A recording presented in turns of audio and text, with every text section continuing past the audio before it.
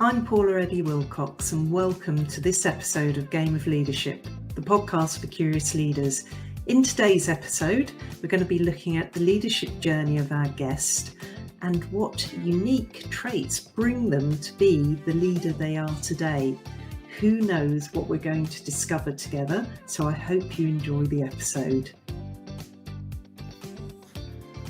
Welcome to today's episode of Game of Leadership, the podcast for curious leaders. I'm delighted to be joined by Nathalie May, my body and mind coach for female entrepreneurs, and she helps boost their well-being for a flourishing life, cultivating daily healthy habits, enhancing mental and physical health, and harnessing energy for success in your demanding life. My goodness me, Nathalie, you've been in my life for about, coming on 3 years, I think now, and you've made all of that and more of a difference in my life. Welcome to the podcast. Well, thank you so much. I'm delighted to be here. Thanks for having me. Oh, you're so welcome. Really excited to be talking to you today and seeing how your sort of journey in your life, how you've got to be the body and mind coach you are today, relates to our sort of topic of leadership. And of course, in our second episode together, we'll be exploring your ideas and take on games and leadership as well. And I've got all sorts of things going off in my mind right now that you might say. Of course, we never rehearse these things or talk about it up front, because it's always lovely to respond and have just wonderful conversations. And I feel so blessed to be doing that with you today. So with that, how did you get to be the leader you are today, Nathalie? What's your journey? That's a great question. So how long do we have? As long as you like. Well, I don't even know where to start. I'm not going to start at kindergarten, but now I'm excited for kindergarten. My grandpa, God rest his soul, he used to say, if you say, I don't know where to start, start at the beginning, love. Oh, okay. It's funny though, because just yesterday I worked with a group. I had like a functional training outside, and we were doing the session at the playground, and there were like lots of little girls and boys there. And then we said, like, let's have a game. So let's have fun. Let's enjoy it. So don't see exercise as a chore. Really enjoy it and have fun and laugh about it. Be silly. I love that idea. Love that idea.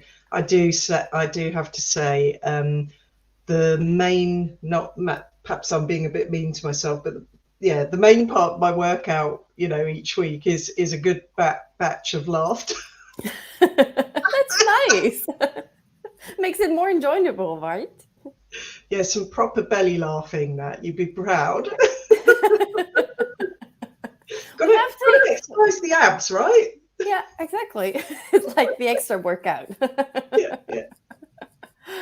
But coming back to your question, where did I start, or how did I come where I am now?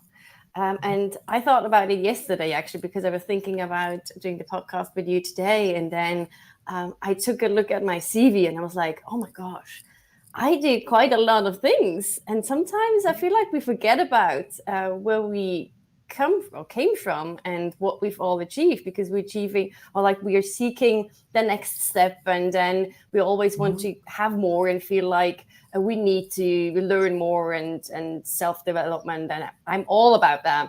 But I feel like we also need to pause at one point and look back and just be proud of where we are now, and just take a break and also celebrate where we are, and because sometimes you feel like that's just something normal, but it's not. Oh, I love that idea of taking a pause, and it's something that I encourage my clients to do, because they're so busy trying to deliver, take action, deliver, take action, exactly. come up with the next idea, sort that out, deliver that. they never get, and I call it time to think. A lovely model by Nancy Klein for coaching, where the coach actually says very little. You just sit with the client and let them think out loud. Exactly. It's so powerful. It and is. We never ever give ourselves that time to think. Who looks at their week and blocks in a chunk of time to think about things? Or even give themselves 5 minutes after a meeting to digest what just happened. Do I have anything to take from that I need to action? Or what's my reflections on it even? Just don't give ourselves that time. So that lovely idea of the pause that you just mentioned there has so much value for people. Yeah, it has. And as you said, like I feel like sometimes we don't even give ourselves permission to take that break, because we feel like, oh, we have to do, like, our to-do list is so long and we have to keep going and keep going and keep driving. And we don't realize that when we actually take a break and just press pause, even if it's just for a minute, like a minute can be so powerful. I usually start with my clients and say to them, take 1 minute, just a minute, like ground yourself, feel your feet, focus on your breath, just open the window, look at the sky, or do an exercise for 1 minute. 1 minute can be so powerful, instead of, as you said, like rushing into the next meeting, doing the next task. This way our brain also gets like overstimulated, and we tend to feel exhausted even quickly like that. Yeah, I think you're absolutely right. That overstimulation is something that I've experienced actually just in the last few days.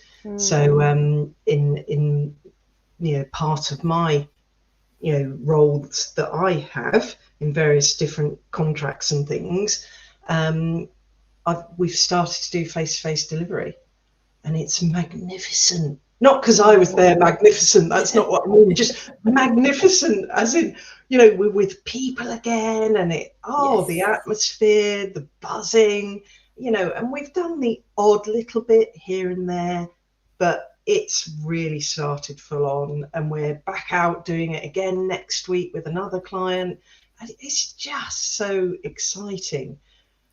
But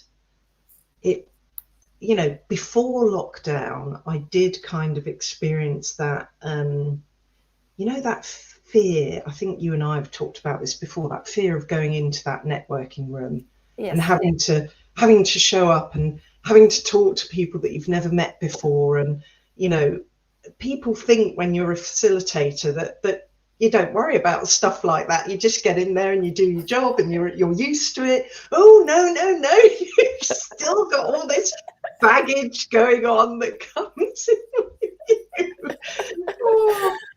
you. And, I have to say, mentally as well as physically, it's been exhausting, even though I've absolutely loved it, and I use that word again, it's been utterly magnificent to do it, and a real privilege, I will say that too. I feel like we also, like, since lockdown, we got kind of used to be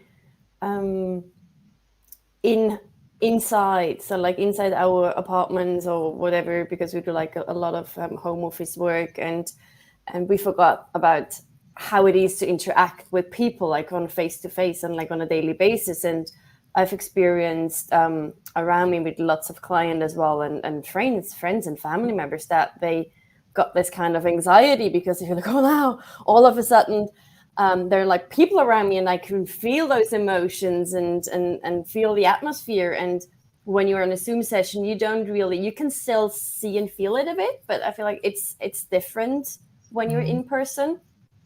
So the brain gets also like overstimulated to that.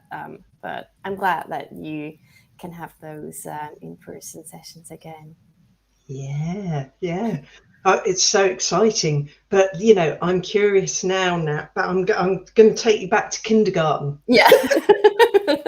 when we're drifting away a bit. I all started. We're not talking about the sort of CV. I love that reflection you shared earlier about, you know, just realizing how many different things you've done. So let's hear about some of the influences and the different things that you've done. Yeah. So once upon a time, Oh, I love it. I love it. I was like, when I was little, and I'm not going back to kindergarten, but just like in general, I was very introverted and never the one that was speaking up for myself, or when like in class, when the teacher asked who wants to share something, I was always the one that never raised my hand. I was like, oh, hopefully he or she is not gonna ask me. So I was always like a bit in the background, but still observing a lot from the background. And I'm still a bit the same now. It was really a journey to come where I was, because like a few years ago, I couldn't have imagined sitting here talking with you, being on a podcast, even being invited by someone like you, who I really admire, to be invited at the podcast, because I felt like, no, I mean, people don't even see me. So it was quite the journey to be where I am now. And I put a lot of work in it. It was also like ups and downs, lots of learnings, obviously, some good ones, some maybe not so good ones. But I feel like we learn from every situation. We learn from every leader. I also had some really great leaders in my past. But I also had some maybe not so, in my opinion or my view, good leaders, whatever good and bad is. But I feel like I've learned from each person that I met in my life, because I just take bits out of it. And even if I feel like, I cannot agree with someone's action or someone's behavior, I still get something out of it, because then I know, okay, I don't want to behave like that, or I don't want to be that kind of leader. So I feel like that's also really important when you meet people, to reflect on that and take little pieces and bits out of it. And you never know the background of their story as well. So just looking at it without judging and yeah. Oh, do you know what? That's such a testament to who you are as a person, Natalie. You know, that coming to a situation without judgment, it's really hard, really hard. And when somebody shows up in a way that grates with you, feels unpleasant to you, feels unkind, maybe, being able to hold that thought and say, okay, what's going on for them? Why are they showing up in that way? It can be super, super difficult. But I know in my heart that you truly are that person, you know, holding that empathy, holding that space for the other person to move through whatever it is that's going on for them at that moment. And we need more people like you in this world. It would be a much, much better place. Oh, you're making me blush. I wasn't always like that, to be honest. When I was younger, I always like was judging more. But like when we get older, and with all the work that I did with myself as well, I've learned that everybody has its own. I always say not baggage, but luggage, because I feel like luggage, having a luggage is like being on a journey, going on a journey, right? And we just don't know what's going on behind the curtains. We just see like a tiny bit of the person, but sometimes it is even hard for me like to not judge, because we are judging every time, every day, actually, in every minute. We see something, we hear something, and then the first thought usually is we judge it, because we, based on our experience. It's not even that we mean that in a bad way. It's just we do that based on the experience we have and the knowledge we have. But like taking a break again here, and then just reflect and ask yourself, okay, what's going on with that person, and then be in the situation and seeing it, but like as you're having like a blank piece of paper, and have that conversation with that person. Yeah, no, I think that's, you know, such a such a wonderful human capacity to be able to choose to do that. And we do have to choose, because as you rightly Absolutely. say, we are making millisecond judgments all the time in the brain. Yes. I don't know what the stats are, but I know there's science behind it, to make split decisions all the time, like crossing a road. There's so much going on, and yet we have the capacity to listen for the cars and lorries, and know the distance and the speed they're traveling at, as to when can we step out in the road when it's safe and cross. There's so much stimulation going on, yet the brain is fascinating. We're still able to make that decision to cross the road at the right time, most of the time. Most of the time, yeah. Hopefully. Yeah, I've only messed that up once. Unfortunately, it wasn't too bad. I'm not sure where the car came from, because it definitely wasn't there when I looked. I'm glad it ended well. And this actually reminds me, when I was younger, like my parents really were quite strict. So it's like you can only cross when there is the green light, and only when you have, like, I don't know how you call that, when you are allowed to cross, even if there is no light. So zebra crossings, we call them here. You mean the black and white stripes? Yeah, we've got yellow ones, so yeah. Okay. But like, yeah, so like the crossing. Switzerland. It's just like we need to see it. They need to be bright, otherwise we get distracted. We need some more color. I love the idea of more color. And I remember that my parents always told me, you're not allowed to cross when it's red. You're not allowed to cross when there is no official crossing. And then I remember when I was a teenager, I really behaved quite well. And then when I was a teenager, I once crossed the street without a crossing being there with a friend. And I felt so bad. I really felt bad. And even today, when it's red, but there is like, it's a Sunday and there's no one there, I still wait for a few seconds and have like the voice of my mom in my head, like, don't cross when it's red. And I feel like that's also a good example on how parents, and parents are leaders, because it's like the first person that, or like, usually they are like the first person of the first people that that we look up to and feel inspired by. And it's interesting how long these voices can be in our heads, actually, and it can take quite a lot of time to get them out of our head. You raise a really great point. We do get influence from a very, very young age, or right from babies, because we're sponges back then. Yes. So anything that our parents, as you say, or guardians that we look up to, do influence how we behave moving forwards in life. Absolutely. And when that start isn't so great and not so inspiring, going back to what we were saying earlier, you just don't know what's gone on for people behind the scenes. Coming at life with compassion, empathy, kindness, it can really help others that haven't experienced much of that in lifetime.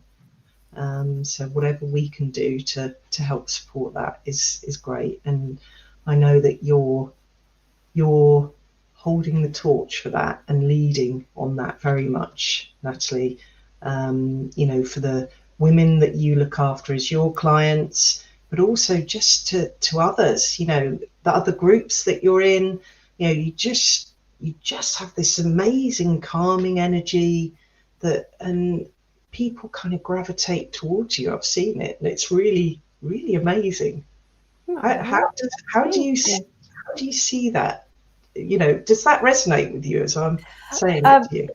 First of all, I want to get back to something that you said regarding the kindness and like approach someone with kindness and compassion. And I'm absolutely with you. It's so important. And I feel like we need more of that. Yeah. And it's funny when you said like you're that I am, or you feel like I am a calm person. I feel like I'm not really a calm person. I always say like I'm like a hyperactive squirrel. Because Oh, you're not one of those that goes, oh, squirrel, oh, squirrel. Next new shiny object. yeah, it's just like we say that I do kickboxing, and a friend of mine, when we do sparring sessions and we train together, we are really like, she's much younger than I am. I'm not gonna share my age here, but she's much younger than I am, and we feel like we are like two hyperactive squirrels when we train together. So that just reminded me when you said you feel like I'm a calm person. I can be calm, and I learned that as well. But I'm a very active person, and you said like you feel like people get attracted by me or by my energy, and I realized that only like I feel like maybe a couple of years ago. I wasn't aware of that because, as I mentioned earlier, I felt like I'm really more of an introvert, and was like observing everything first before I start speaking as well. Like when I'm in a group or when I was in a group, I'm more the person that observe everything, and when I feel comfortable, then I start talking and start sharing.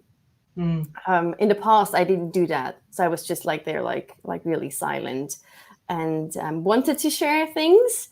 And then I heard other people sharing my thoughts, and I was like, "Oh no, why didn't I say anything?" But this kind of encouraged me to speak up for myself more, and be open and put myself out there. And you've mentioned the groups, like networking groups that I'm in, or other groups, and for me it's still a bit out of my comfort zone doing these things.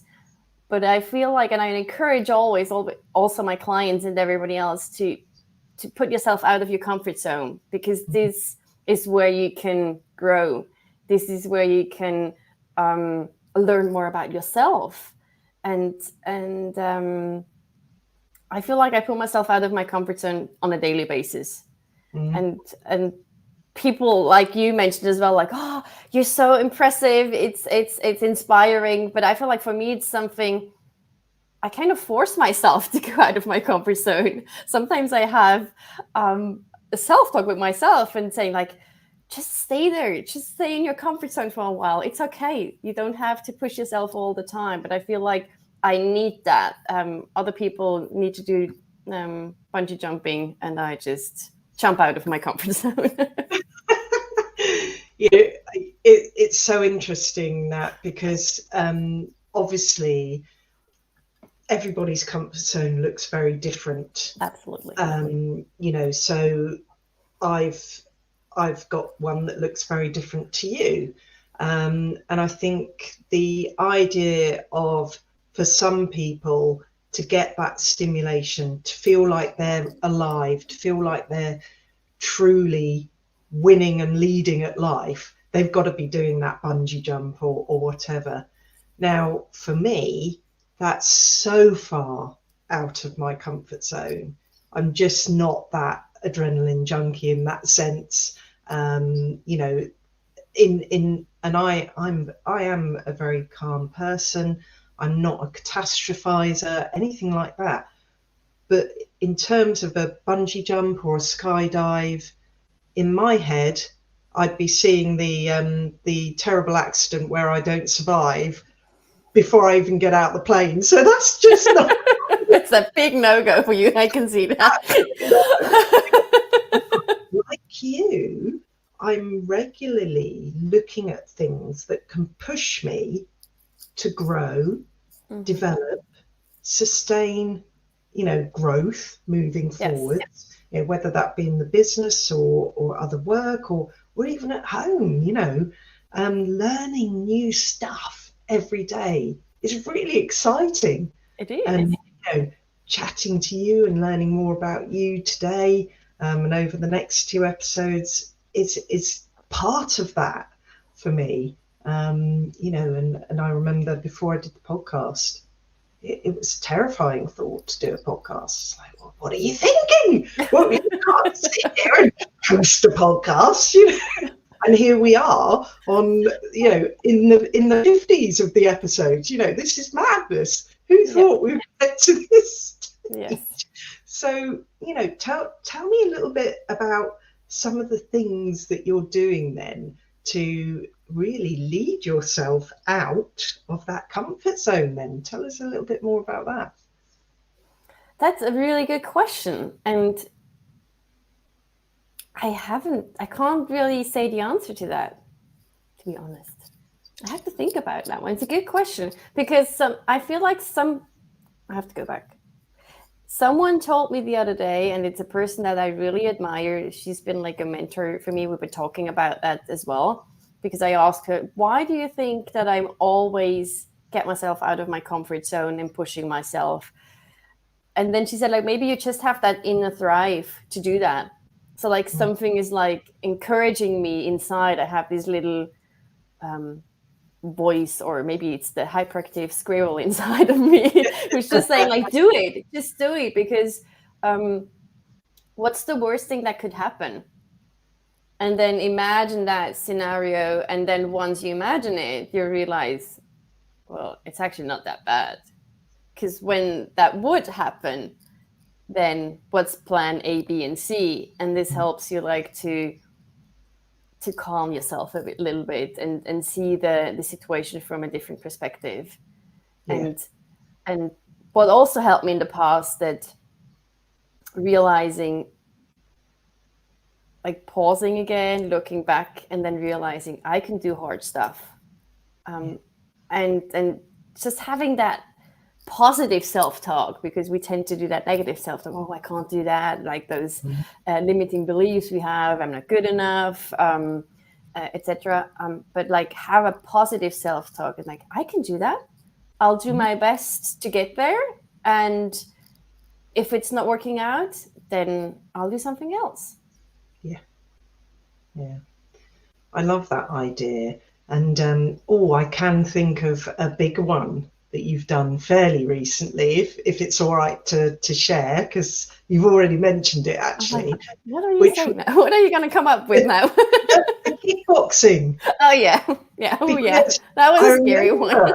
I remember talking to you beforehand and saying, you were saying, I'm going to try it, but I'm not sure. So tell us a little bit about that one. Yeah, so I've mentioned kickboxing before, and it's one of my passions, like one of my biggest passion that I have, and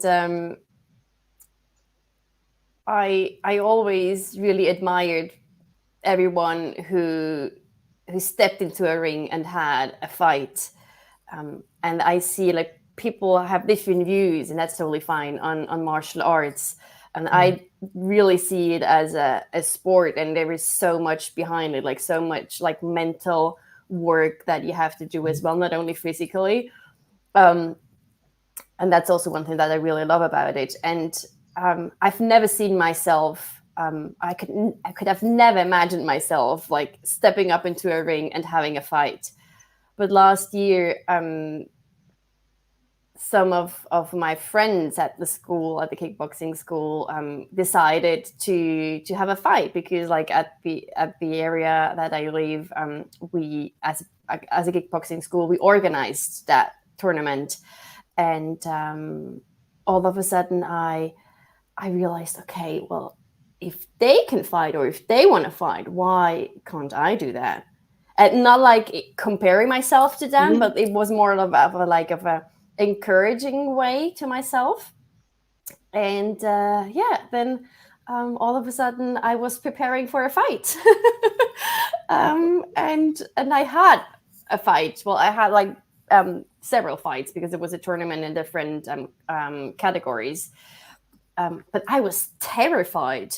I was like, after the decision, I was like, why did I do that? And I didn't tell, I told you, but I didn't tell anyone else. So nobody knew that I was going to fight, because I knew that people would have come to the fight and to encourage me, to support me.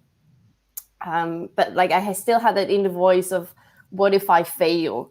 what if I get hurt? What if I get so scared that I'm gonna run away? And I wanted also to have that experience for myself with my kickboxing friends. But long story short, I had the fights, and it was one of the best experiences in my life that I ever had.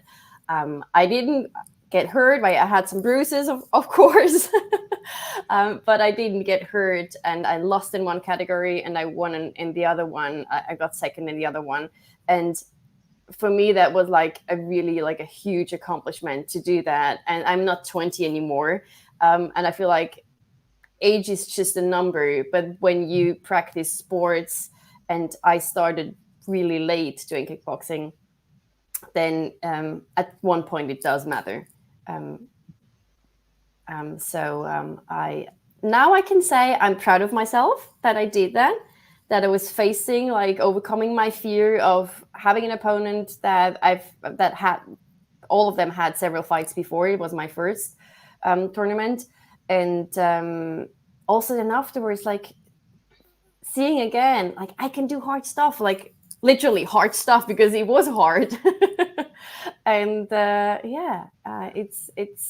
this has helped me with my confidence, and also seeing really kickboxing as a great sport where you can grow, and also, like, the mindset work is so important and so powerful.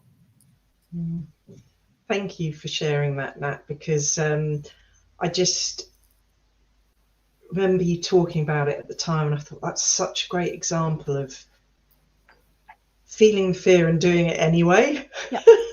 Exactly. You know, and it's just incredible what you've taken from it and what it's given you. And you also mentioned I wanted this experience for myself with my kickboxing friends. Mm-hmm. Isn't that a wonderful added bonus that you've made a whole new set of friends as well? Absolutely. As a result of that? Yeah, that is beautiful. And I actually just started a year ago in that group. I did other martial arts before.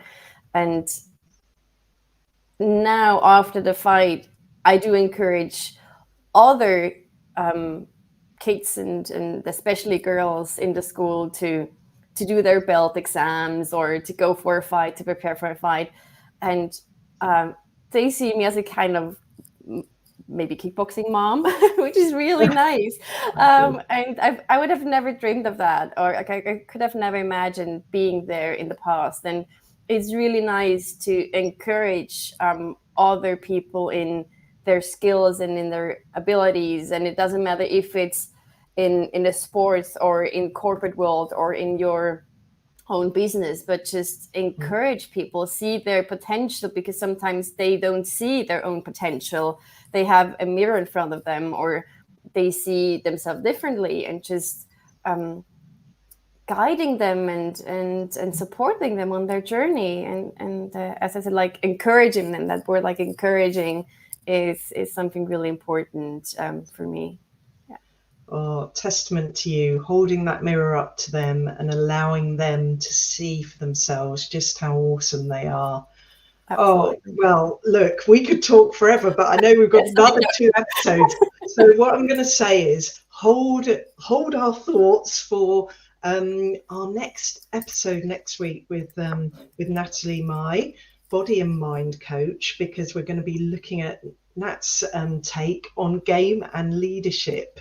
We have talked about so much today. Thank you so much for showing up as the fabulous you, and can't wait to see you next week.